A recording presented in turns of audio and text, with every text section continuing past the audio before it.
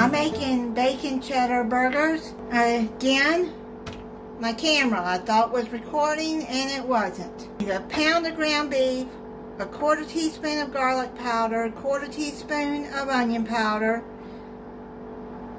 salt and pepper to your taste. I added a little over a quarter teaspoon each. And then half a cup of diced onion.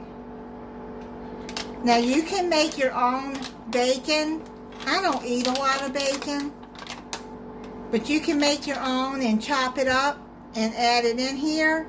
I got about half a cup of the bacon bits left. I'm going to add all of that in there. Then half a cup of shredded cheddar. You can use sharp cheddar, mild cheddar, whatever you want. I'm using mild.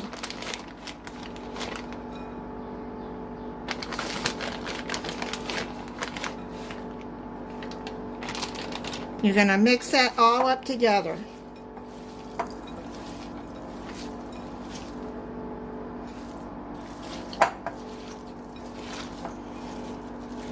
Have your skillet preheating on medium heat. Get it all mixed up well, and then we'll go over and start frying them. I'm going to show you how I measure out the burgers.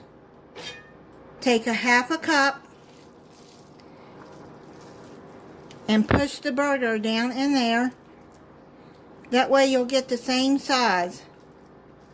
Just like that. So that's all the same size right there. Then you're going to take it, put them on a parchment paper. And then what I do is I take the parchment paper and I push them down like that. You put it any size you want. I got it about that thickness right there. Then I'm going to put it into the pan and start frying them.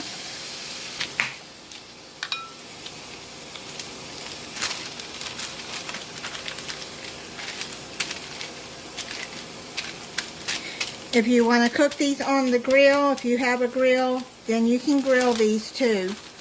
I just don't, all I have is a George Foreman grill and I don't feel like pulling it out. So I'm just going to fry them on the stove top. Finish making these burgers. You see it start getting brown on the edge here, then you know it's time to flip it. I got it cooking on medium heat. You don't want to fry them too fast, because if you do, they're not going to get done inside. I'm going to fry those and then I'll do the other burgers.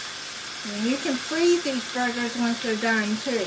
Time to flip them. You see the brown at the edge there, so you can flip it. Don't push the burgers down unless you're wanting to make a smash burger. I'm going to freeze some of these burgers. They make good freezer meals, and on days you don't feel like cooking, just take one out, thaw it out, heat it up, and make you a burger and fries. Or whatever you want to have with your burger. I'll be back when they're done. It's done. I made some seasoned fries with it. You're going to cook your burgers until they're 145 degrees inside. That means they're done unless you like a medium rare burger. And like I said, you can grill these too, and they'll turn out just as good. Try it for you. And you can put whatever you want on your burger. It looks like inside. And see the cheese? So good.